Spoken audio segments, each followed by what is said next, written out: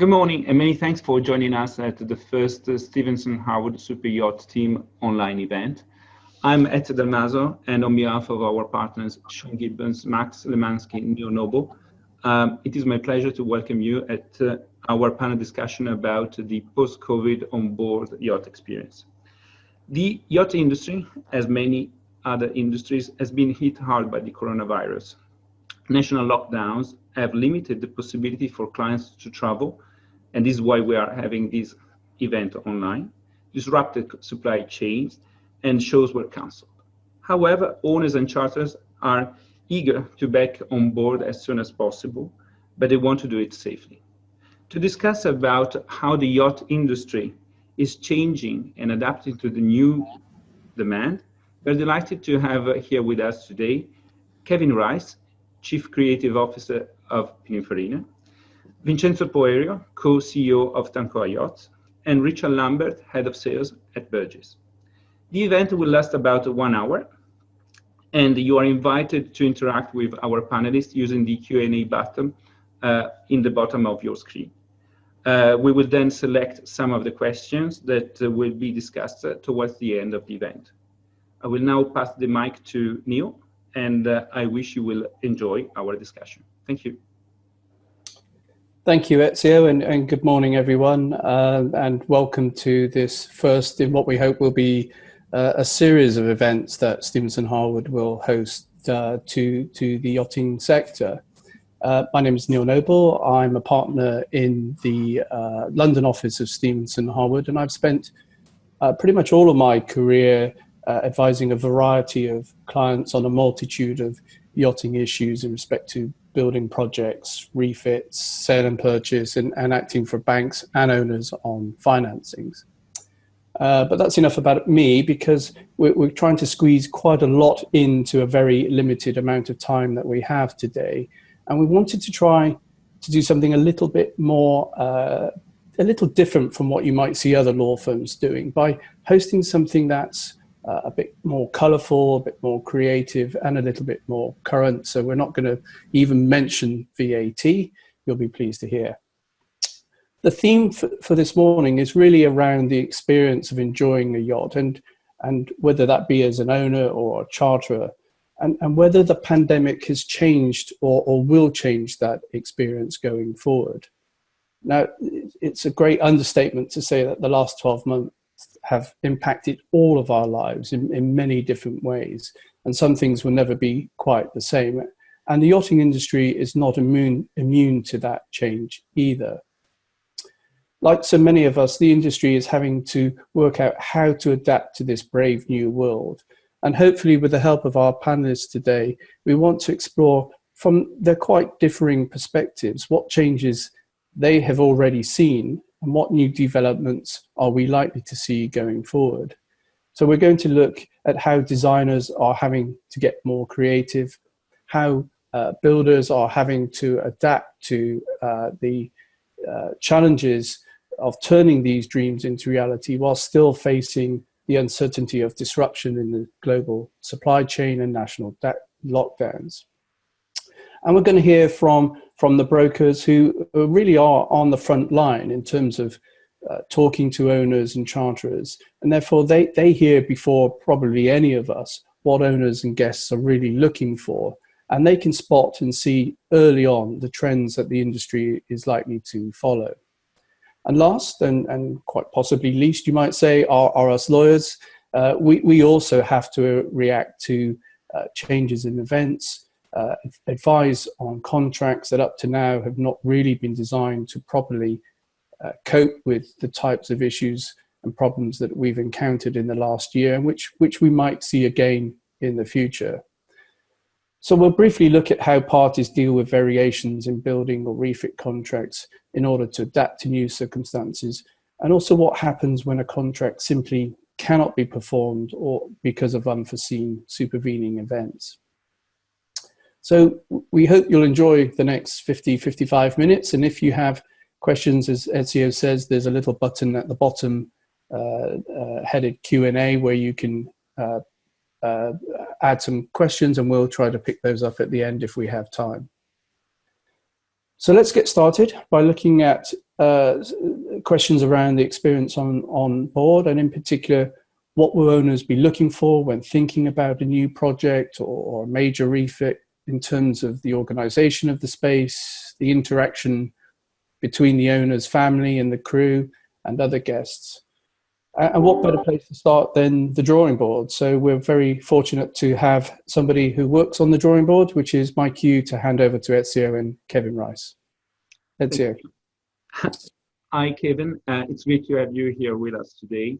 Pininfarina is a world-known brand and that made history of Italian design. And you and your team are very much involved in the yachting sector.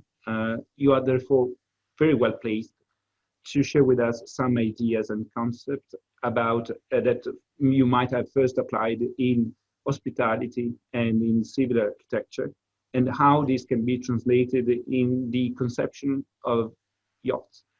It will be also very interesting to know more about your own definition of experience, how design can foster the interaction between beautiful objects and the sensations of guests to create unique memories. Kevin, over to you. Thank you. Many thanks, Ezio. Can you hear me okay? Yes, we can hear you. Yes, okay. Now we're going to bring the screen up and I'll just double check that you can actually see the screen. Can you see the screen okay? Yes, we can see.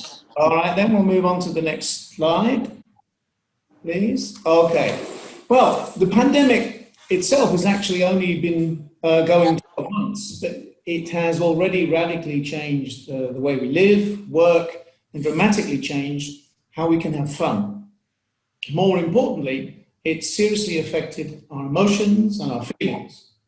There's a saying that says something along the lines of, few people remember what you say, some might remember what you did, but almost everyone remembers how you made them feel.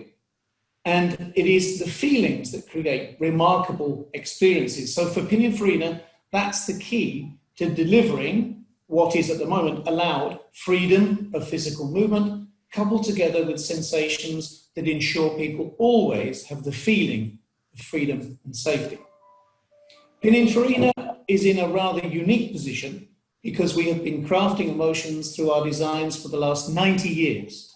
Initially in automotive design, and subsequently through industrial design, nautical design and architecture, as well as other design disciplines. And the human side, or the emotional side of design, has always been underpinned with a fundamental wish to innovate.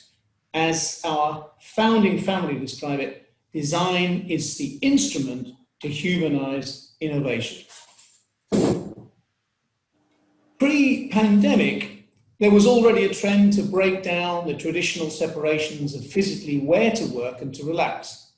Flexibility of how to use spaces was slowly increasing, but during the pandemic, there has been a fundamental change to the way we relate to space and interact with others. In the nautical sector, as well as in other fields, the designer's work has changed, it's evolved, and now we aim to create new spaces that generate different experiences which combine and cross-fertilize activities that might have been separated before. These multi-activity spaces can create a 360-degree experience where there used to be a clear split between workspace and relaxed space where specific functions took place in specific locations, producing emotions directly related to those functions. The post-pandemic world will see different functions and emotions sharing the same space.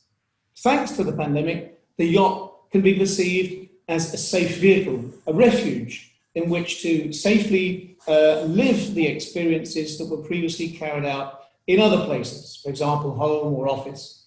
But it will require a different approach to space design than previously to make sure that the users of the yacht don't get the feeling that work is invading their private space, or they're not actually able to be motivated to work because they can't energize their work hormones because of a relaxing environment. The regimented architectural approach to the past has evolved into a chaotic present, where we scramble from one location to another to fulfill our relative tasks. But there is a vision of a future architectural approach where one location can nourish various different interrelated activities and in an environment that stimulates and relaxes people. More importantly, it can inspire feelings that people fondly remember, experiences that they won't forget. We see similar possibility for the nautical world.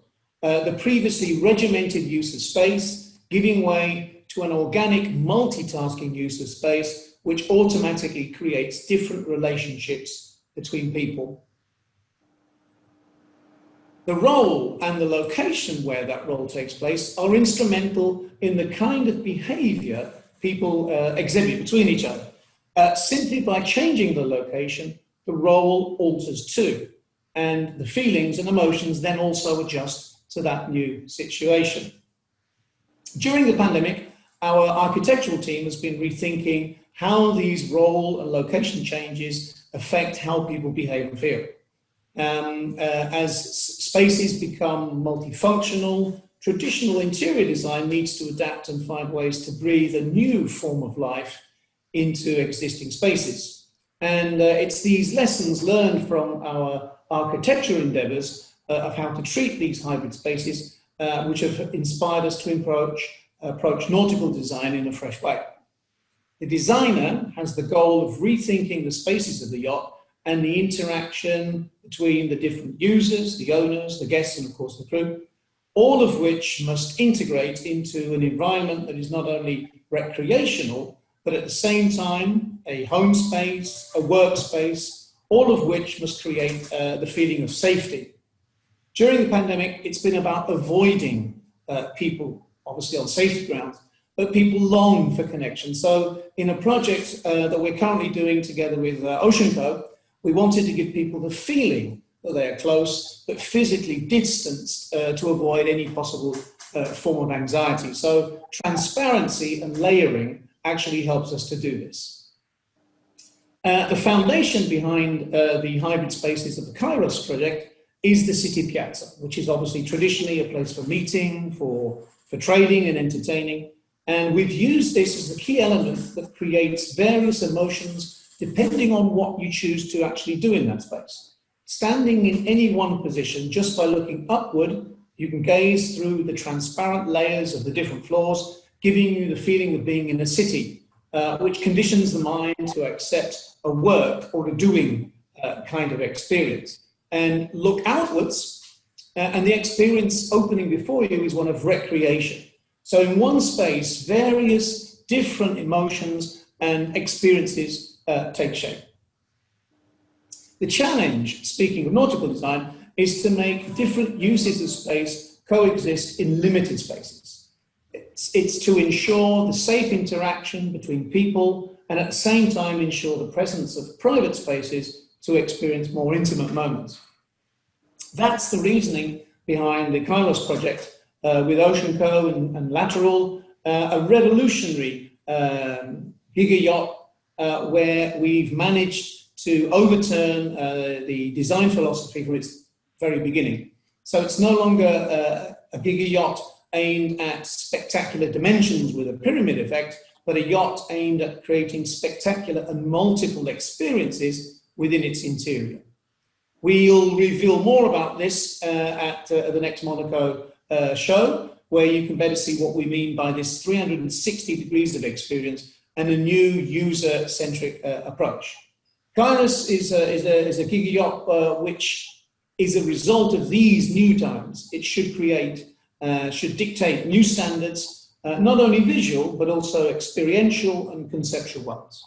And in this view, you get a much better way to appreciate how this layering and this cutout transparency actually allows these multiple experiences to be possible. What you can see here is basically the viewpoint earlier from down in the Piazza is hidden there right below the decks where the sun decks are, and you actually look all the way through the craft, all the way up to the mast where you've got the sun deck on the top. 4 to 5 different floor levels there actually pass in one eye movement all the way through without interruption from top to bottom. Kairos is obviously a relatively large craft, but the same principle apply for future design for much smaller spaces too. And for us, the worlds of architecture and nautical design have many beneficial cross relationships. And one area in particular where our approach to architectural design can benefit nautical design is VR, virtual reality. As we create multiple experiences in one space, it's really necessary to try and understand how those experiences will actually feel. And until obviously the yacht is actually built, it's really hard to appreciate those new relationships between people and space. So VR gets us pretty close to those real life experiences. So where the world was about putting emotions in a box for a specific role, we believe the future is about creating emotional freedom. And 90 years ago, Pininfarina set itself apart by humanizing innovation, and the future, we believe, should emotionalize innovation. So I hope that gives you a little bit of an overview as to what we're thinking when it comes to the next steps for nautical design. Thanks for that. Thank you very much, Kevin. And all extremely interesting. And I think it is useful at this stage to have Vincenzo's views on how he sees the challenges of the builder today in translating these new concepts and design into the reality of hardworking and building a yacht in a context where supply chains are disrupted, and also to know what he thinks about the new ideas and concepts and demands from yacht owners. Thank you, Vincenzo, for being here. Oh, thank you, Ezio. Thanks to all of you. What Kevin told is really challenging for the shipyards to create a dream. Interpreting emotions is a very challenging target. Our clients are, of course, building yachts because they want emotion. And thanks to the new way of designing, putting in the center safety, comfort. This is important because it's giving the chance to our engineer to build products more and more technologically advanced and more comfortable. So it's nice to say that today we are not only focusing on vibration, noise, or reducing yacht motion, which our clients are expecting to be in a very good island for this purpose, but also to build something which is so beautiful and then let him forget his daily life, coming on board, living in an environment which is really different. So they have a lot of attention on that. And I should say that today we have really a 360-degree possibility of building nice feeling on board and nice emotions. It's becoming, of course, different on a giga yacht compared to small yachts. You know that probably 80% of the market of yachting are boats between 30, of super yacht between 30 and 60 meters. There are only few giga yachts, which are probably the feeling is different. But there is a lot to do in this area. And I should say that looking the project of 20, 30 years ago to today projects, really is important to offer to our purchaser good product, taking into consideration this important issue of the interior. This is the reason why they are building yachts. They want to leave it in a very safety and emotional way. And what do you see in terms of new? Are you seeing a shifting in demand from yacht owners in terms of new projects, in terms of what they have lived over the past year? Is it something that is being reflected in new demands when looking at new projects? Yes, I think first of all I would like to say, which is the yachting market despite of pandemic situation, is a good market today. All shipyards are signing contracts, not only for the big boats, I repeat, but also the boats under 24 meters, which is a pandemic caused for sure a change in the use of yachts, and probably people, they need the freedom, they need probably they are having a different interpretation of the life, and they are ready to get new experience and get having a yacht is something unique, and I think the market is going well, considering that we are still in a pandemic situation.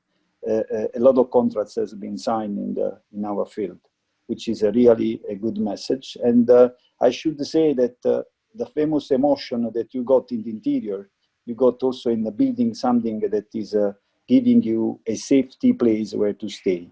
And that is something that I feel more and more that the client, they want. They were just one of the last contracts that we signed, the client was on the point to buy a big villa on shore, and then he changed his mind, they bought a yacht, investing his money in a beautiful yacht, because he got the feeling that was during the pandemic situation, in which he has got something that he can use all over the world, and he can really enjoy with his family, his friends, in let me say isolated and safety place for living.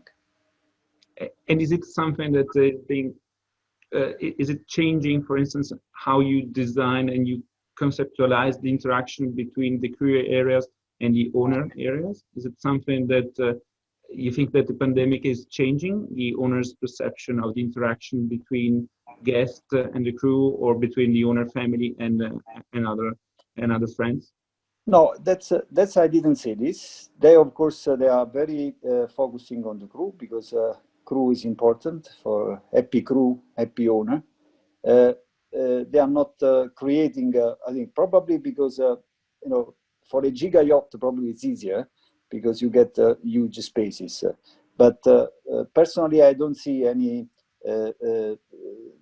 special requirement in dividing the area. What I'm seeing is that they are happy to get the crew living in a good way on board, because they know that if they live in a good way, mainly getting an area for them in which they can get some comfort and relax. And of course, that depends a lot on the nationality of the client most of the time, because if you go in the Middle East world, they love to have their own area of the family compared and divided by the one of the guest, and the crew, I should say, is not treated on the best like in the West countries, where probably there's more attention to the space and to the comfort of the crew as well. So this is something that's not is not for now. I mean, it was already a behavior that was in the past. So I see that most of the time the country, the nationality of the client is influencing the project on this point of view. But we are talking about the West world. I think is more and more the client is offering to the crew better space, a better possibility to get comfort on board, because they know at the end of the day they live together, and mainly on a boat of a certain size it's difficult to divide the path or stuff like that. I mean, you need to live together, and they prefer to get proper public areas compared to comfortable cabins, and with all the equipment and the last technology innovation in terms of, let me say, audio, other systems on board. They really enjoy on that. But I didn't see like a separate target. It's only one target. Of course, with the different of luxury, but anyway, only one target. Depends on, anyway, on the nationality of the client. And what are the areas of where you think innovation will be driving the change the most? Is it the use of new materials, the concept of sustainability? How can this be translated today in the construction and building of a yacht? Is it something that will lead led to new means of propulsion, for instance? Is it something, are you seeing an increase in demand in this respect? Yes, I think we started already years ago to innovate our product, taking in consideration the, let me say, not only the profitability of the yacht, but also the sustainability of the products. When I mean sustainability, means that since the design stage up to the end of the life of the product, we should think in terms of environment and people, social as well. This is very important. But what we have done is not yet, is a starting of a complex path that we need to do it, because to get a sustainable product, it's very important, because it's the way that we have to go today. But it's not only related to shipyards, but I think starting from the beginning, the choose of initial materials to put on board, or to get all the supply chain that has to be involved on the process, on the product, in a way to get a proper product. First of all, installing on board the stuff that is coming already from a sustainability products, because as a builder, we know that most of the time we just assemble stuff that has been already built outside our shipyards. So we should control the transparency of our supply chain in order to get on board a proper sustainable product. That's generally speaking. In particular, of course, it's very important to focus on the propulsion, because the propulsion is the system that is causing the CO2, and according to the new rules, we are acting for reducing some other gases, exhaust gases component, but on CO2, we are working on it, but it's not an easy path, because there are different choices. We are having some limiting actions, like to have a fuel cell for running a generator on board, but still we have problem in storage the hydrogen on board. And there are different ways. There are, most of the time they use methanol with the reformer, but they are still generating CO2. We use batteries, but anyway, to charge the batteries, you still use the diesel. So, I mean, it's a process that takes time. Of course, we cannot do alone. The yachting industry is very related to the other industry, and the cross technology between different industry can help the construction of a super yacht, a sustainable super yacht. I think it's something which will last in the next 2 decades or even more. And I'm confident that step by step, the process is already started. We will continue this process. And I think the industry has to push to change also the mentality, because it's a strategic, a cultural decision. That to work for having produce a sustainable product. So also the use of a material. If you use a material that is not causing a problem to you, but is coming from an area where it's producing a problem and is not a sustainable material, you should avoid to use. So we should act from the design stage up to the end of the life, because at the end of the day, how many yachts are completely reused? All the materials that you have used to be done. I'm not sure that today 100% is reused. If you consider the fiberglass that we use today, is not easy to recycle. So that's important, that we are facing this. Is a, I repeat, this process that takes a decade and decade of years. And but anyway, the process is starting, and mainly is improving the perception of moving in this direction. Which, I mean, it took so many years. You know what happened in the world about the sustainability. In super yacht, this is starting to be a real matter, a real need. Also because that is the way to do, and also our customers are more sensible on this point, to have an eco-friendly yacht. Which, I mean, is giving the feeling to stay in a more safety and comfort situation. Thank you very much, Vincenzo. Neil, to you.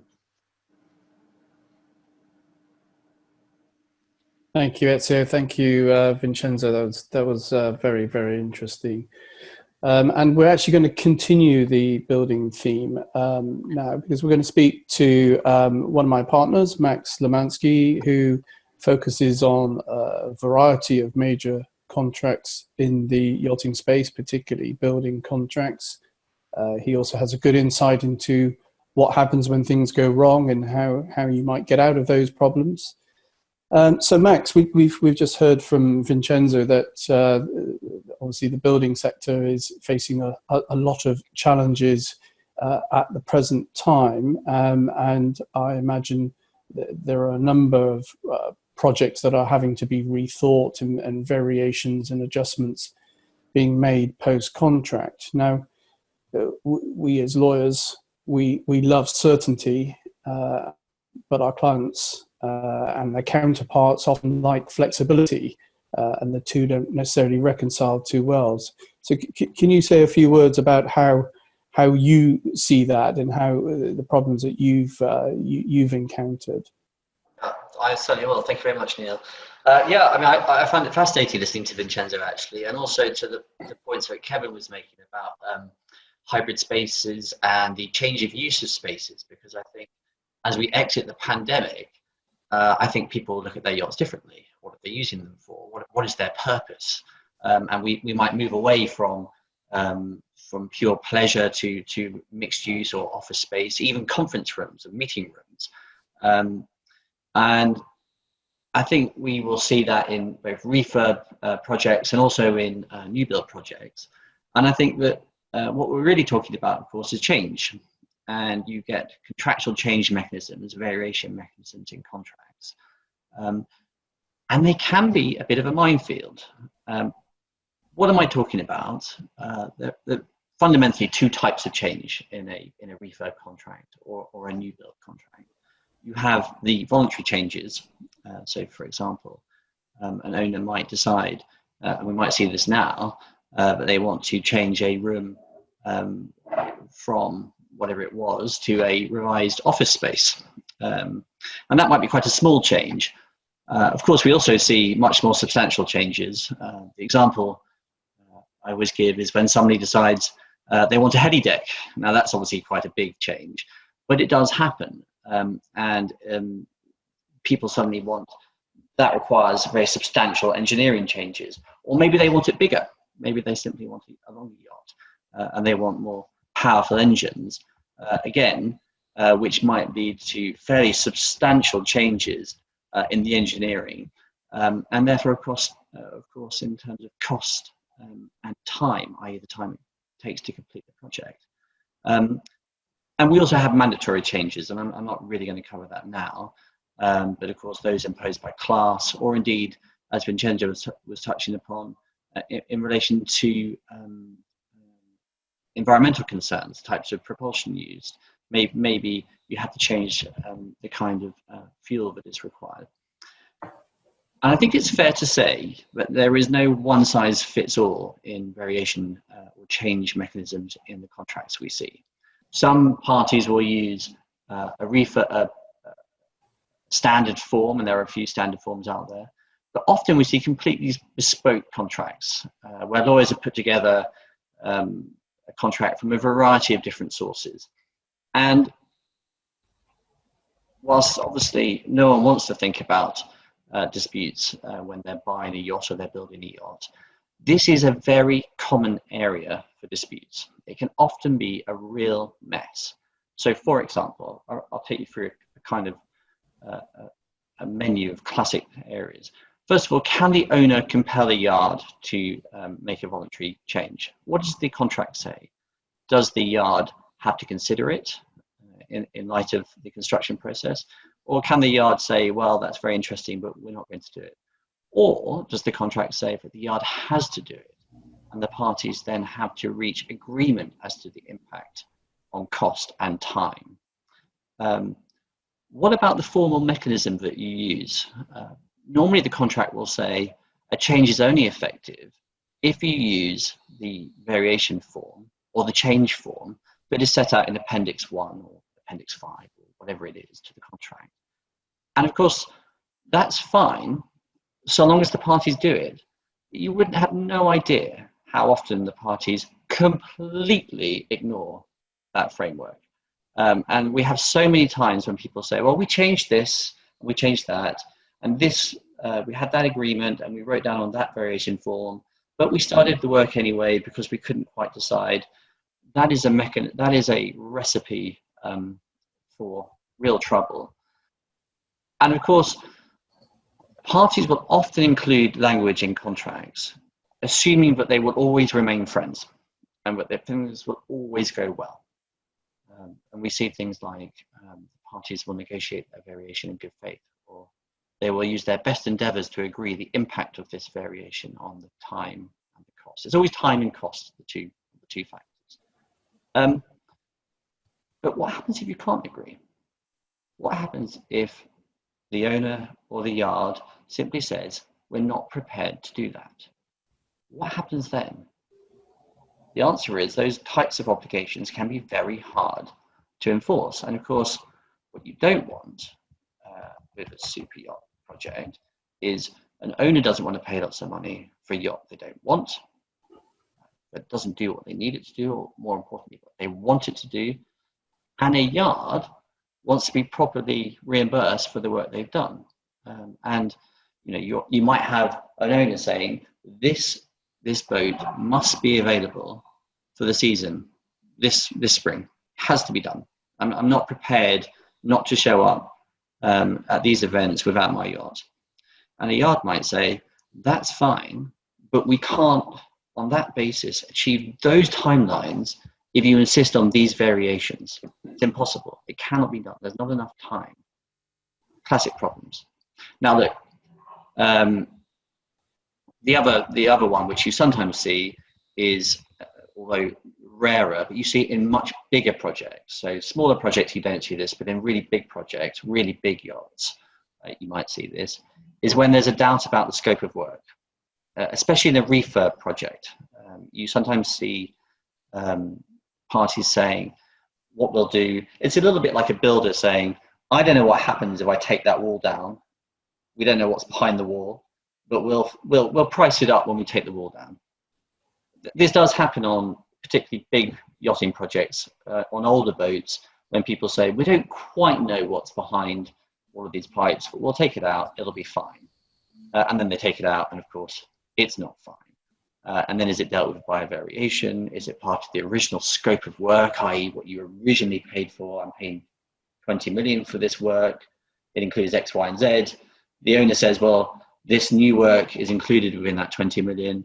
And the shipyard says, no, it's not. That wasn't within our original scope. So you can see already some rich pickings in terms of contractual problems. And our job, what the Stephenson Harwood team does, is we do the disputes, but we do the other end as well. We negotiate the contracts. And I think I have seen at its most extreme projects with hundreds of variations and change orders, huge disputes about the extra cost and about the extra time. But that is at its most extreme. Mostly that doesn't happen. And all I would say is it's well worth putting a bit of extra time at the start to make sure you get your variations mechanism absolutely right. And that you take out all of that stuff about agreement to agree, best endeavors and good faith. And you have it as crystal clear as you could possibly make it as to how you can change a contract so that an owner gets the boat that they want at the end of the project, but a yard is properly compensated for that, i.e. you can reach a fair bargain and avoid what can otherwise be a happy hunting ground for lawyers who are looking to make the best out of a very difficult contractual situation. So variations and change, we see that as a huge area in terms of problems, and I suspect, given the pandemic, we will see a lot of changes in contracts, a lot of these types of clauses being invoked. So look for clarity, stick to your contractual mechanisms, and hopefully you can avoid disputes. So that's all I was going to say for now, Neil. Great. No, thank you, Max, and well done for covering a huge topic in 5 minutes. And it may be a topic which, because it is so important to a lot of projects, it may be one that we come back to on future events.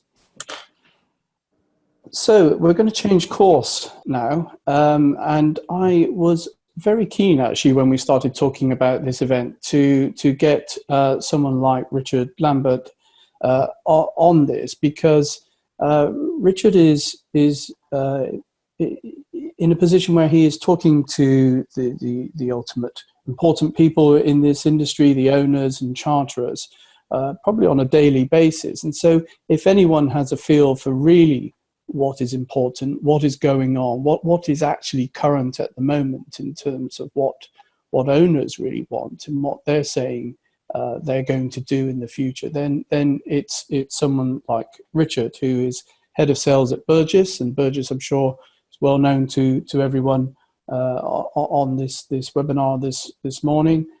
So Richard, thank you very much for joining us, and I'm going to dive in with the sort of obvious key question. How has the pandemic affected owners and guest appetite for the yacht experience?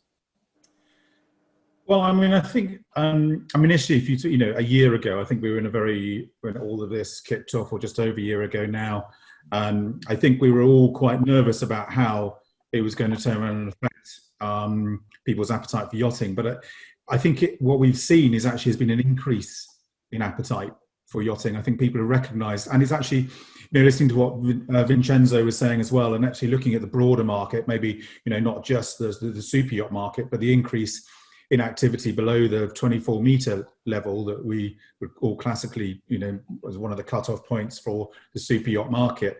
So I think across the board, people have seen it as a safe way to turn around and spend quality time with friends, with family. You can isolate yourself fairly well on board, and I think that's it's also maybe turned around and people's shifted their mentality a little bit in what they're doing with their yachts as well, and maybe looking to spend more time out at anchor, a little bit more remote, slightly more, exploring maybe other areas rather than some of the more traditional cruising grounds, which are a little bit more crowded, and a shift in way that people are maybe spending less time on shore and the places, the restaurants of the Côte d'Azur, for example, or in South Florida, and actually spending a little bit more time on board. I mean, in reality, you have your own luxury floating island that you can take wherever you want, and especially in the super yacht world with exceptional levels of service, cuisine on board. So we've seen, I think, actually an increase in appetite for yachting, which I think is quite exciting. I think we saw before, over the last few years, we've seen a slight shift in, I think, the way that people are using boats on, using yachts. And I think it's become more multi-generational. And I think people are looking for that interaction with the water and with water sports, and being able to get everyone to turn around and be, if we look at the advent of the beach clubs, it's an area where multi-generational can actually be there and interact with maybe the younger generation that are off doing water sports much more easily than, previously. And I think that has driven part of design as well. So I think it's very, very positive. I think we've seen a real push towards people also coming from charter and coming into deciding to take a step into ownership, because it then gives you the freedom to be able to turn around and actually use your yacht as and when you want to, rather than, the availability that is being opened up for that particular yacht by the owner.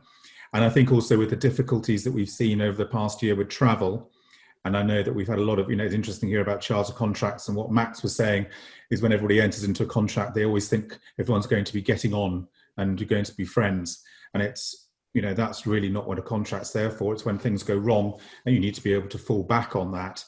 And I think, the MEBA contract for charter has been tested and will be, because a lot of addendums have been putting in place, but a lot of charters have been cancelled as a result of lack of travel. And I think that's also encouraged some people to move from the world of charter and step into the world of sales. So, but I think it's a good thing. I think we've probably also seen it's encouraged more people to maybe come into yachting. And I think again, touching on what Vincenzo was saying about the smaller yacht market below the 24-meter market, people seeing a lot of activity there, which is going to be that starting point for people throughout their yachting career. So I think it's been a very interesting year from a yachting standpoint. And do you think that these changes of attitude are they transient, or do you think they've been, there's been a paradigm shift in the way people view the yacht experience now, in terms of it, as you say, being a safe environment? Do you think that will stay with people beyond this year and next? I mean, it's very hard to look into the crystal ball. I think maybe people, and I think it's a little bit, again, touching on what Kevin was saying, how people's mindset have shifted to a certain degree, and actually the yachts maybe become more of a place where actually, yes, you are spending more time on board and you're working and you're using your yacht in a different way. And I think we'll probably find that moving forward, we've all had to, we're all working from home. It has shifted the way that we operate. And I think that will probably last, there has been a paradigm shift.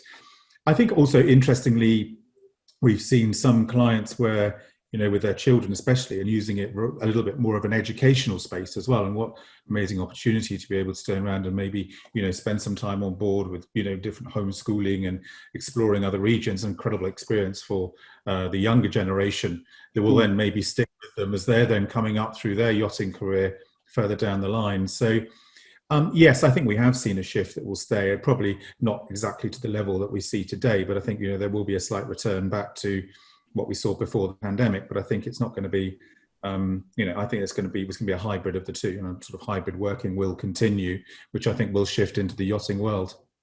Yeah, I was interested in hearing Vincenzo's story about somebody who was looking at buying a villa and then thought, actually, a yacht provides better options. And I think, one thing that we probably all on this call have experienced this year is that working remotely and working from home, it really wasn't as difficult as we thought it would be, and actually is a lot better in some respects. And you can see that with a yacht, you've really got the perfect world, that you've got everything. And are you hearing from owners that they're saying, you know what, I may do less chartering this year because I'm going to spend 6 weeks or 8 weeks during the summer rather than 2, because I can work for most of that time? Well, I think we've seen, I think for a number of reasons, we have seen owners that have taken yachts off the charter market purely for the reason that they want to have the flexibility to use it as and when they want to. I think it's also people creating a little bit more of a protective environment, and the fact that maybe they just want to keep it for themselves as a family unit, and then with their crew. We've also seen people that turn around and taken their yachts off the sales market as well, and for the reason we don't want to be without a yacht. And rather than being in that situation to sell and then looking to turn around and find the next yacht that they want to buy, they've actually said, no, I tell you what, in this current environment, I love my boat. I was thinking about a change, but I don't want to be without it. I do recognize it is that safe space for me and the family. And so I think it's, a lot of people, maybe it's focused their mind back on their yachts, and they are thinking about using them different on board. I think from a quality family standpoint, but also, as you say, from using it as a hybrid working environment, and the ability for us all to work remotely, as you say, we've all found it, much easier than potentially I think we thought it would be. And with the technology today, that's changed the way that people have turned around and been shopping for yachts. People have turned around, we're using the 360 tours, using video tours and walkthroughs with captains, etc. That actually people, rather than just immediately jumping on a plane to go and turn around and look at that particular yacht, they're actually narrowing their selection down virtually first before actually making a physical inspection. And as I know you're aware, we've also turned around and sold yachts where people have actually bought the yacht without actually physically visiting them. Yeah. I was interested to hear you say owners and charterers are looking at different cruising areas now. Again, I guess there's an element of, they have to at present time because certain parts of the world are just closed. But Again, do you think that this is just temporary, or do you think that it's probably opened people's eyes to different locations? Well, I think for years, I mean, as an industry, I think we're always very exciting when we hear about people, going a bit further afield, and the actual appetite and uptake of that has never been as strong as maybe as an industry we'd like to see. We always think that people are going to be going further afield and exploring a bit more. I don't know if it will be lasting in the sense of people maybe going. I mean, I think there's a lot of it is being driven by restrictions. So, and also the ease of travel at the moment. And I think maybe that's what's turning around and maybe driving that at the moment. And when it does open up a little bit more, I think there probably will be a bit of a drawback to more of, the traditional Med and Caribbean seasons. Great. Richard, thank you for that. I'd love to talk to you for much longer, but Max's clock is telling me that I'm running out of time. So thank you, Richard. And we're going to finish off now with one last session, which is with my partner, Sean Gibbons, who like Max is also an expert in all things contractual in the yacht world, and will also help you get out of a dispute if you get into one. Sean, so earlier I alluded to the fact that in the last year or more actually now, we've encountered many varied situations where clients are looking at contracts that cannot be performed, or at least they're not capable of being performed in the way that everyone had anticipated, because so many new events have come in and changed life. What reactions have you been seeing from the various players, builders, owners, charterers? Yeah, thank you, Neil. Apologies, I'm slightly dark here, but I've got an issue with the sunlight, which is a good thing, of course. So there we are. Broadly, and this obviously is a very broad summary, and just a few things to think about. The three principal reactions, really. Firstly, this must be force majeure. This can only be a force majeure situation. Secondly, there must be some other way out of this contract. And thirdly, this is just simply unfair, the position that this particular party is being put in. So just, as I say, on a broad summary basis, in relation to force majeure, and I'm very aware that there must be a lot of people on this call will be aware of force majeure and the issues around that, but it's worth repeating that under English law, and English law is the governing law for the vast majority of these contracts, and certainly we know the MEBA forms are English law, that there's no such thing. There's no such thing as force majeure as a concept under English law, as there may well be, and I think there is under, for example, Italian or French law, whether it's part of the legal code. So the first thing to ask is there a force majeure clause? If there is, how is force majeure defined? And of course, you often see references to acts of God. That may not be enough for a COVID situation, because it's acts of God is more about natural phenomena, and COVID is more human interaction and human agency causing it.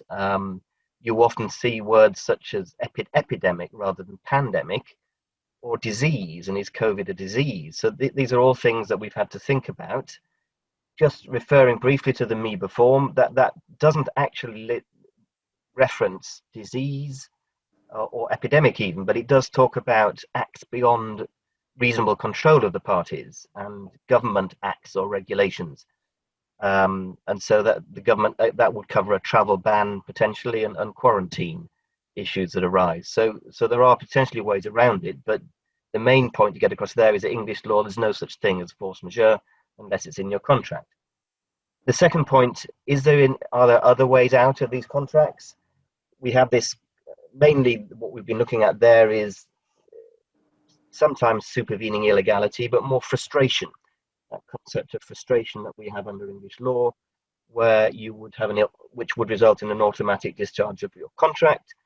But again, frustration can be difficult to establish, because you have to show that a contract is impossible to perform, not just difficult, not just uneconomical. If you can show that the yacht was chartered for a specific purpose, such as to be at the Monaco Grand Prix or the Monaco show, or the Barcelona Grand Prix, then you may well be able to establish that the contract has been frustrated if that cannot happen. And thirdly, the final point is that people just think this is unfair. And why should I have to cancel it? Why should I have to pay this money, an installment or a charter fee? And again, the point here is that English law is very black and white. It's black letter lawyers in England for certainty reasons. Just because a party cannot comply with a contract for what may be understandable reasons, financial reasons or business reasons, is no excuse. There is no concept of good faith, for example, under English law, as you might have elsewhere. And remember that COVID doesn't actually affect the fact your ability to transfer money, to remit money. You may not want to, but it doesn't stop you. So all these sort of issues we've had to address. There I've talked mainly about chartering. If we're talking about MOAs and build contracts under the MEBA form, for example, the MOAs, there's no right of cancellation due to force majeure, but you have the ability to extend reasonable time periods to a reasonable extent. Shipbuilding contracts, yacht building contracts, COVID for supply reasons, all those sorts of reasons, ability to employees to attend yards to build the ships.